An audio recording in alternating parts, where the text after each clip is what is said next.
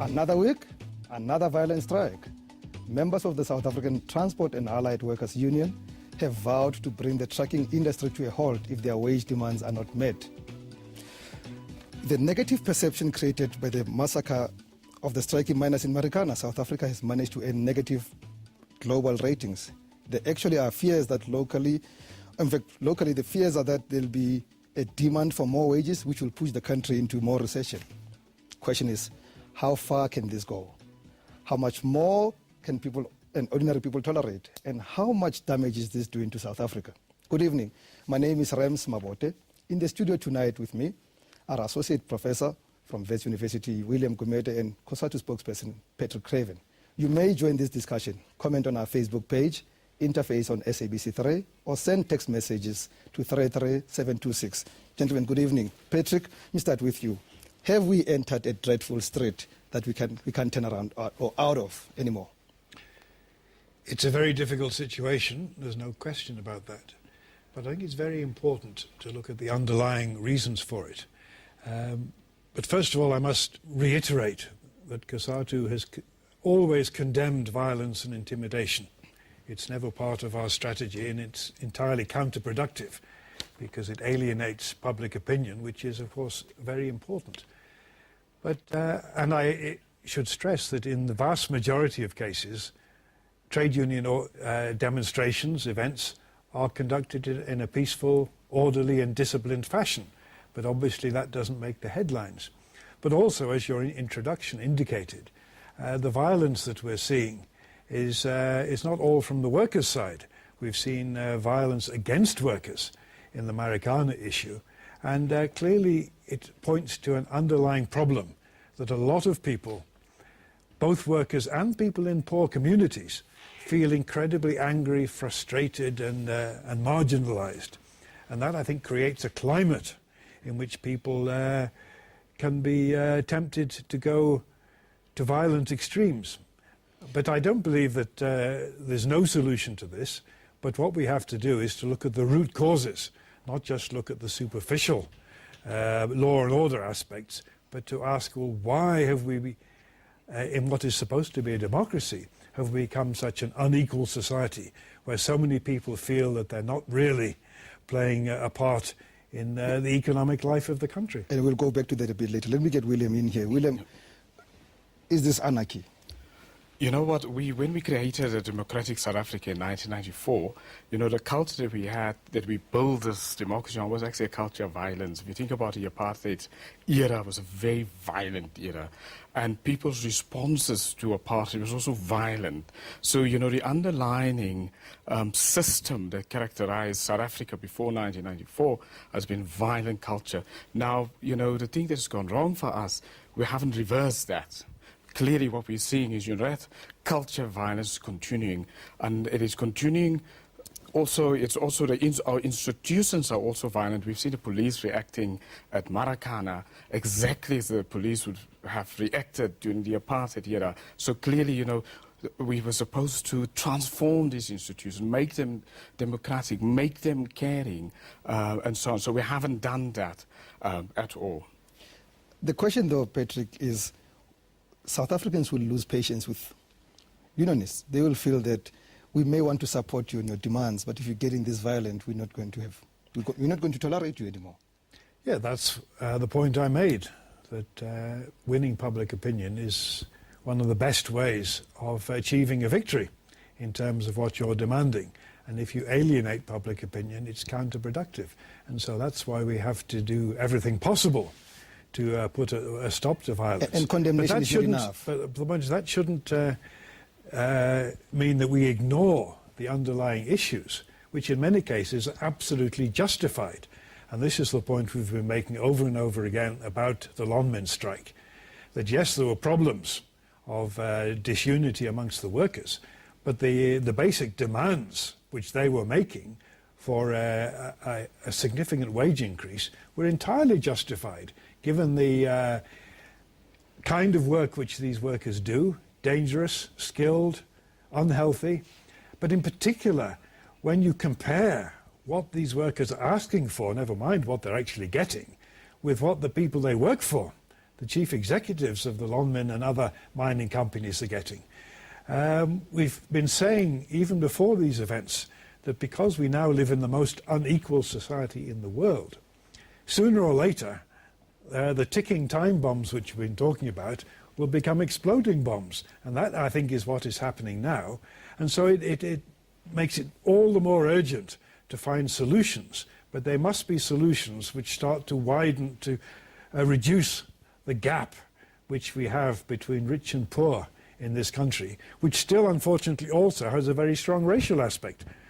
The mining industry in particular is not only totally skewed in terms of the distribution of rewards, it is still racially skewed. The majority of the people at the top, I think in the case of longmen, it's 84%, are still white, whereas, of course, the vast majority of the people at the bottom are still black. And so a lot of people are saying, a reflection of skills. What has really changed? When they say that segregation is a true reflection of the skills base that you find in the mining industry. Absolutely not. It's not. I think that's one of the important lessons, that these rock drill operators are highly skilled workers working in very, very dangerous conditions. And yet some of their employers sitting in air-conditioned offices get as much as 200 times in income. How on earth can that be justified in terms of skills? I'd like us to stay with the violent strikes for now, and we'll come back to the underlying causes. The Los Angeles Times writes this week that, in fact, it calls the strikes the rogue strikes. I mean, it labels them rogue strikes and says there's increasing union militancy and pressure for matching wage gains with workers abandoning existing wage agreements and their own unions. Have the unions lost control? Are they losing control of their own members? You know, I think what is happening is that, I mean, that a lot of the union members have now lost confidence in their own unions and in their own leaders, but they also have lost confidence also in the democratic institutions of the country. And they've also lost confidence in our political leaders nationally, but also lost confidence in business. And that is our problem. So for me, you know, the rise of violence, you know, in the trade union movement now is to do with a lack of leadership, you know, leadership at a union level, lack of leadership there, but also leadership at our democratic institutional level, but also a lack of leadership at a political level, you know, because we don't have adequate leadership. You know, that's one of the reasons why we have this rise in the culture of violence. However, the violence has been around for a while. It seems to only be escalating. You know what, as I say, you know, when I started off, that we've built this society on a culture of violence. So, you know, the periods where, you know, it may subside, and then, you know, it rises up again, and we have one of those moments here. And for me, it coincides where we don't have leadership, you know, whether it's at a trade union level, or whether it is a political level, or whether it's at business level. Patrick, I'm going to take a break, but when we come back, I'd like us to talk about, I want you to respond to the confidence in leadership, and in particular about whether your members are losing confidence in yourselves. Let's take a break. When we come back, we continue with this conversation.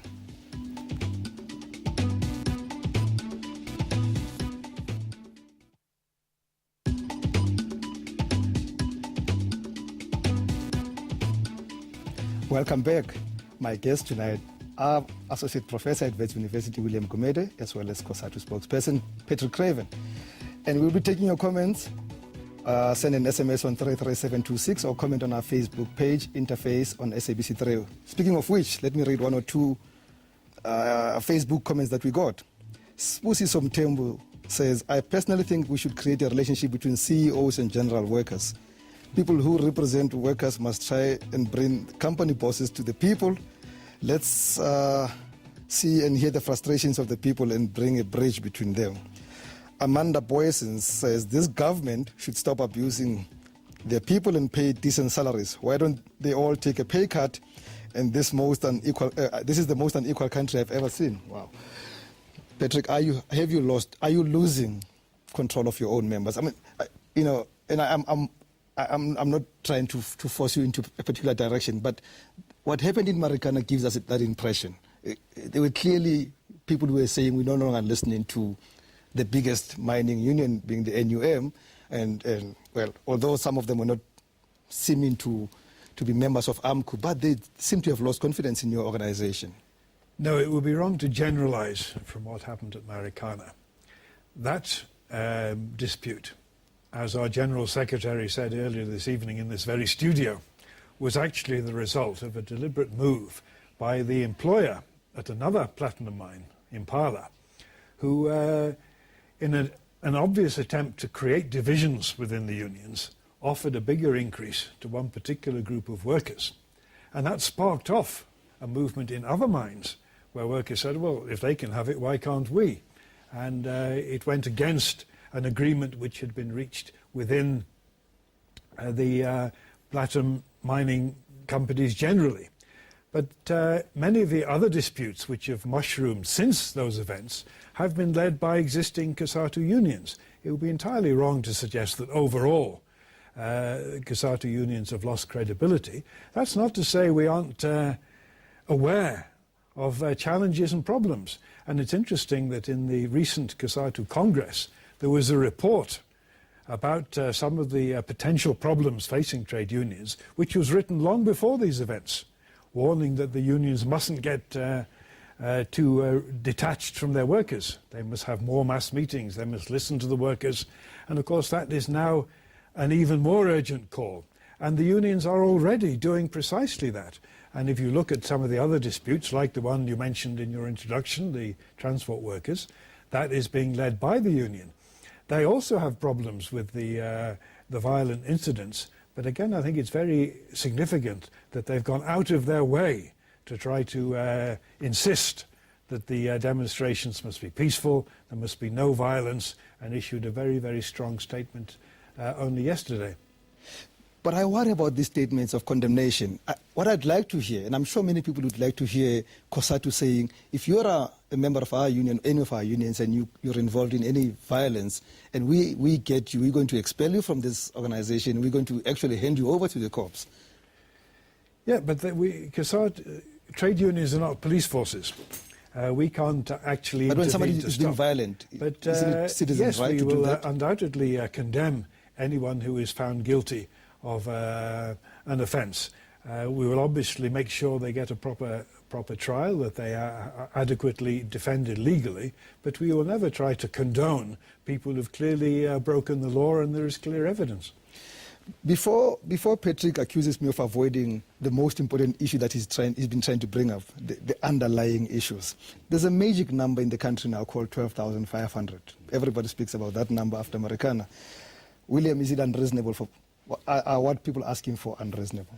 No, absolutely. No, it's not unreasonable. I mean, you know, think about it. Our country is now the most unequal society in the world.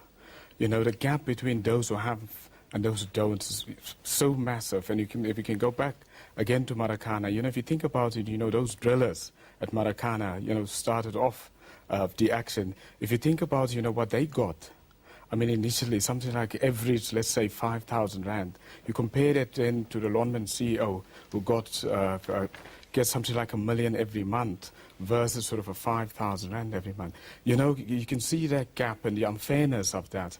And for me, the big underlying factor here in South Africa is inequality, an economic inequality along racial lines. And not only that, but the fact that it hasn't been dealt with since 1994. We still have those stark inequalities. But what has happened now is that small groups of black South Africans, former trade unionists, former ANC political leaders have now entered, you know, those who are earning big money and so on. And so if you have your ordinary workers at Marikana, they look around themselves and they say, well, nothing has changed since 1994. You know, they're still getting these slave wages, and, you know, their senior management are still getting these massive wages. But I also see now some of their former comrades, trade unionists, are now getting the same amount as the CEO, are now part of the company and so on. So you can imagine, you know, there's a sense for me, a perception of systemic unfairness. And it's not only in the, you know, the union movement, but I think it's across society. And for me, what Marikana is saying to us as South Africans, you know, we've reached that tipping point now where ordinary South Africans are saying, we want the economic dividends here of this democracy. The promises, that we and the expectations that from 1994 has been unrealized, and we want it now. And we're not going to be prepared to wait any longer. 33726 is the SMS line where we will take your SMSs, and interface on SABC is our Facebook page. Please send your messages and I'll be reading them when we come back from this break.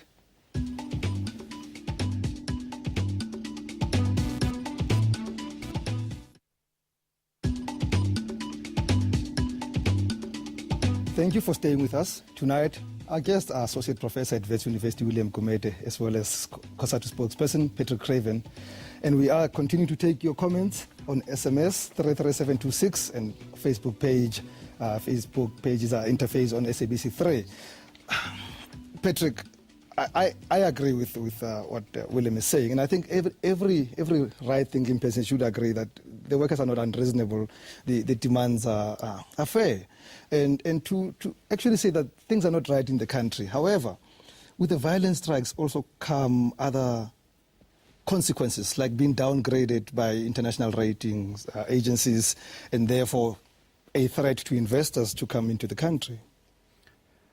We certainly can't allow our policies to be dictated by international rating agencies. I think it's a very dangerous precedent, because basically they support international big business, and they will always prefer policies which keep things as they are, which keep the workers in their place. And what I think hasn't yet come out in this discussion tonight is that these problems are not unique to South Africa. There are certain aspects which are, but we've seen violent protests recently in various other countries, in European countries, Greece, Spain. Last year we saw the riots on the streets of England. And this reflects a capitalist system which is in crisis throughout the world. And that has implications, particularly in a country like South Africa, where, in a sense, the problems with capitalism are even more acute than they are in other countries, because there's very little to cushion the people at the bottom. There is a very minimal state welfare system, which has been improved, but a lot of people who are unemployed and don't qualify for benefits have absolutely nothing to live on. That in itself is a recipe for social explosions. And when the workers themselves are paid so little, to come back to the rock drill operators again, if you look at the salaries which similar workers get in other countries like Australia and Canada, they get far, far more. Clearly, it's a situation which is absolutely untenable, and it is something which we've inherited, as William says, from the days of apartheid, when mine workers were treated little better than slaves. Forced to live in compounds, forced to work long hours, only able to go to see their families at best once a year, sometimes even less than that. I hear that, but I can't believe that we can ignore the fact that we need investors. We need. That's how we create jobs, isn't it? Yes, but we cannot say, well, in order to attract investment, we must allow poverty wages, single-sex hostels, mushrooming shack settlements without proper running water, sanitation and so on, because this is the price we have to pay. I don't think that's what I'm saying. No, but that, I think, is the argument that all of the investors themselves say, that all they're looking at is the bottom line. Are we making enough profit to justify investing in these countries?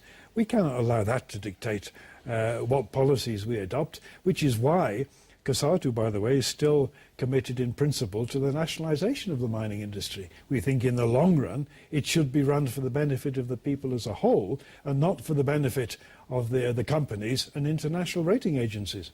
But you've been dying to come in.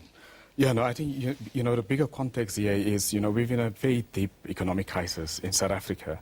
I mean, if you think about it, for the last 2 years, we've lost, I think, almost 1 million jobs, and most probably that may be conservative. The impact of the global financial crisis, the impact of the Eurozone crisis now on South Africa. So you can imagine, and for ordinary South Africans, low-skilled workers, if you lose your job, you may not ever get a job again in this economy. So you can imagine the desperation for people. And again, if you want to go to Marikana, if a driller there loses a job, yes, a very low-paid job, and he or she may never ever get a job in this economy. So, for me, that is, one of the big red flags. Now, combined with that also, I think, if that alone is a crisis on its own, but combined with that has been also that, public service delivery from government has been very slow. So, so at least if you didn't have a job, hopefully one could be cushioned by, good public education system, good health care, good welfare and so on. Now, that is not existent right now. And then, again, that's a crisis on its own.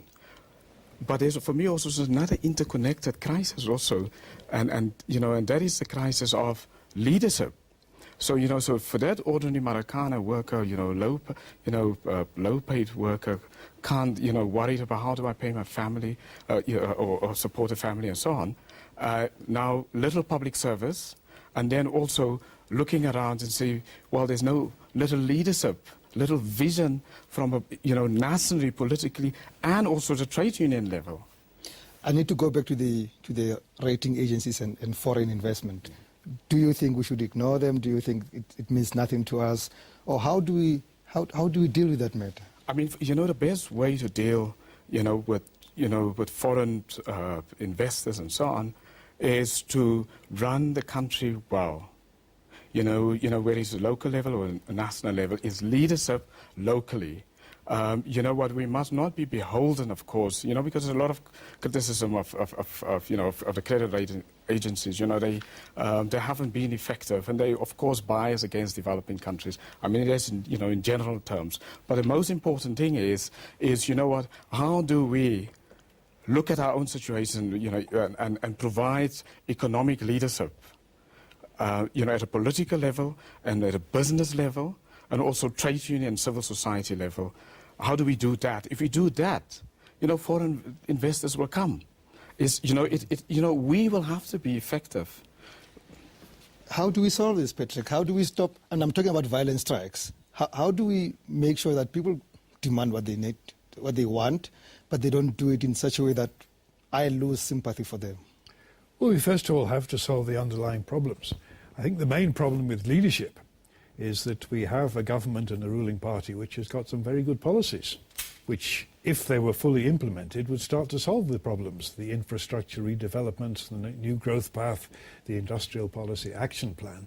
The problem is that it's taking too long to actually see results on the ground in terms of unemployment starting to go down. And that scares me, Patrick, because it says to me that tomorrow is another strike that's going to be violent. Yeah.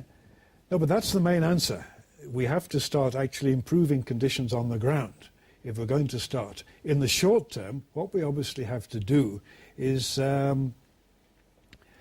strengthen the institutions. And this is one of the reasons why those people who for years have been condemning COSATU for being too strong, too militant, and now suddenly have said, well, no, they're too weak, they've lost control of their members. They should appreciate that having strong, united trade unions is not only in the best interests of the workers, but it's in the best interests of society as a whole, that we have organizations which can channel that anger and frustration into a constructive and peaceful resolutions. But they must be real solutions. There must be money on the table if the workers are going to be satisfied. And that, I think, is what we will be doing, indeed, as from tomorrow, as far as the mining sector is concerned, putting pressure on the Chamber of Mines to say, look, clearly what you're paying these workers at the moment is not enough. We want you to review all existing bargaining settlements and start offering a better wage for these workers. In the case of other violent protests like the community protests, obviously we have to do far more to speed up the delivery of services.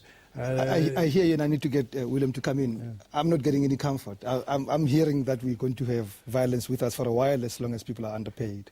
I think this violence, what it tells us is that we must urgently come together in some kind of economic CODESA, where we get business, all companies together, government, civil society, communities, and because we have to rewrite, our social pact. We have to say, how do we together now, what should business do and compromise, to make this economy work? what should ordinary workers do, and the trade unions, and what civil society, and what should government do, the minimum things of the government, the minimum good governance and accountability. And so we have to do this. I mean, in other countries, many other countries had their moments like this. I mean, people often talk about the East Asian developmental states. Most of those developmental states have been very successful. South Korea, Taiwan, Singapore. Actually, they started off, with a crisis like this, where a crisis like this actually, brought some kind of maturity among all of the leaders, business leaders, trade union leaders, and so on. Unfortunately, gentlemen, I can't continue any further. And in fact, I'm very sorry that I can't read all the SMSs and the emails and the Facebook page comments, because there's hundreds of them. That's it for tonight. Interface will be back again next week. Email us again on interface on 3@sabc.co.za, or catch us on Facebook. From me, Rems Mabote, and the team, that's goodbye. Thank you.